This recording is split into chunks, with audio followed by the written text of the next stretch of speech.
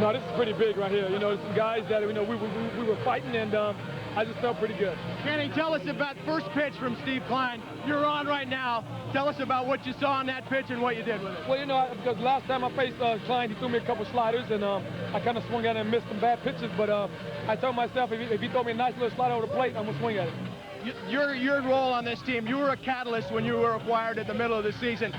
The first at bat, you hit a home run as a Giant. What do you think you kind of brought to this team? I think I just brought, you know, what I do. You know, this is what I do. I go out there and I try to get on base anywhere I can and try to help spark the team because, you know, there's a lot of excitement going on. You got to go out there and have fun, and that's what I try to do. How good was Forrest? There you are, right up there. It's pretty good. Take a look. Take us through it. It's awesome. I mean, it was a slider, and I hit it. Once it went over Vinya's head, and I was pretty excited. I said, come on, David, you got to score. You got to score. Tell me about the emotion on this team. There's a lot of veteran players here. There's guys, some of them who are playoff season, some of them have been waiting a long time to be in this role. What about the emotion that kind of erupted on this team when that run scored? I think it was pretty exciting because these guys, like I said, Sean and Benito and Barry, these guys haven't been to the World Series, and it's a great opportunity for us to get a ring. And these guys were telling me all year, Kenny, you know, we need to get to the World Series, we need a ring. I said, well, I'm going to do my best. What did Barry congratulate you to? Huh? Kenny Lofton, the center fielder for the Giants, who had the winning RBI tonight. Let's go back to you guys in the studio. Needless to say, what an incredible acquisition from the Chicago White Sox, pulled up by Brian Sabean. He contributed throughout, and actually, he could have been an MVP in the first two series, no problem. But we've got Fred Inglis standing by. He's outside the clubhouse, out on the field at Pac-Bell. It's still loud and raucous out there. Fred, take it away. Well, Mark, absolutely no one has left the building, if you will. All of the players, and there's several of the players anyway, have come out here, sprayed the fans with champagne as they know that these players and these guys in the stands are just as much a part of this game as everyone else. They had actually, the pitchers actually did a 360 around the ballpark, congratulating the people in the bleachers and everything ever since this ballpark was put together. Down. Kenny Lofton said, seen that before. Santiago later walks. David Bell, he doubles down the right field line. Interesting play right here. Pay attention.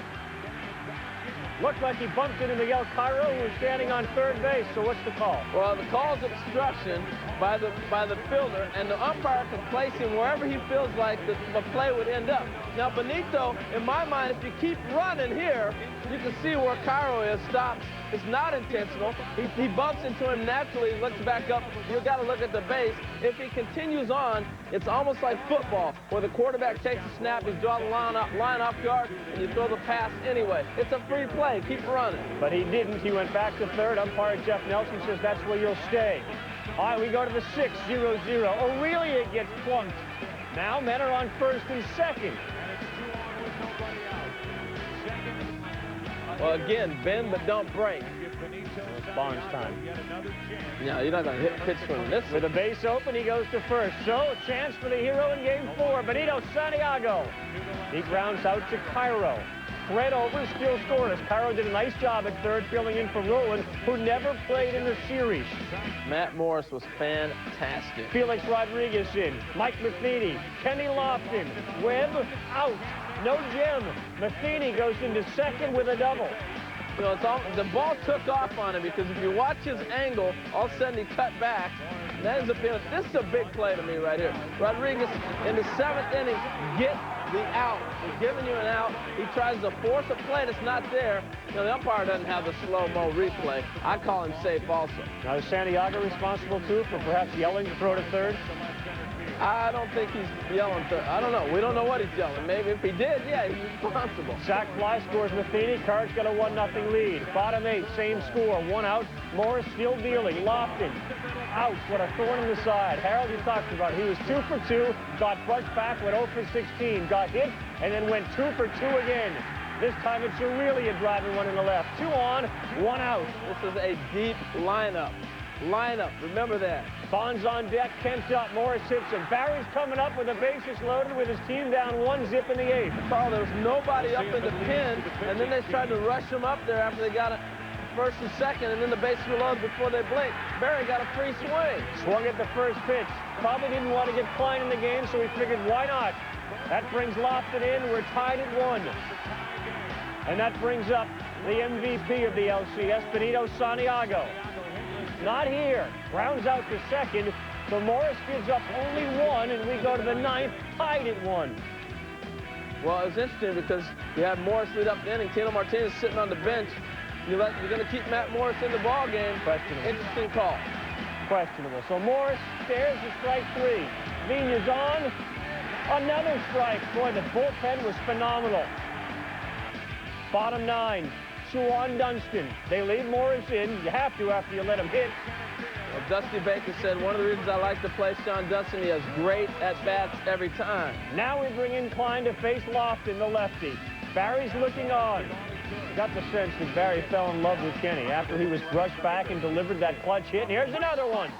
Base hit to right. David Bell touches third. The throw way off mark, and the San Francisco Giants go back to the World Series for the first time since '89. They'll meet the Angels. And Barry Bonds going to the series for the first time ever. Kenny Lofton, 5 for 8 in games 1 and games 5. The knockdown games, 0 for 13 in 3 others. Kirk Rueter, strong. 6 innings, no earned runs, 2 Ks. Bonds, a sac fly, an RBI, a walk.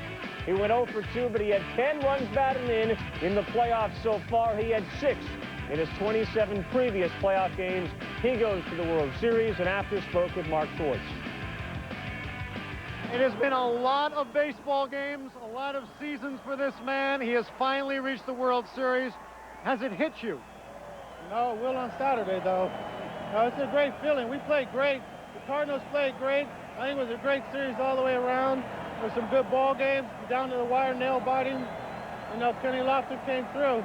You know, they hit him and it fired him up. And, you know, if that's what it takes, I hope they hit him again. Barry, so many people have talked about your inability to perform in October. What kind of statement did you make this October? I didn't make any statement. You know, we all play good together.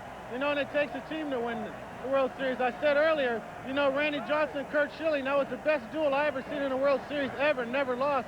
And it took Gonzo's hit for them to win the World Series. That goes to show, even with the 2 best pitchers in the game, you need your whole team to win. How different is this for you, having competed at a high level and done things that no other player has done on the field, to be able to now do it on this stage? It's great. You know, I'm glad that I'm riding everyone else's shoulders right now. Didn't you say that 2 years ago, that you were riding everyone else's shoulders? They rode you to this point, and then you rode them. Do you still feel that way? Yeah, I love it, because they're saying every day, you know, we got you, Barry. We got you. We're gonna do a good job for you.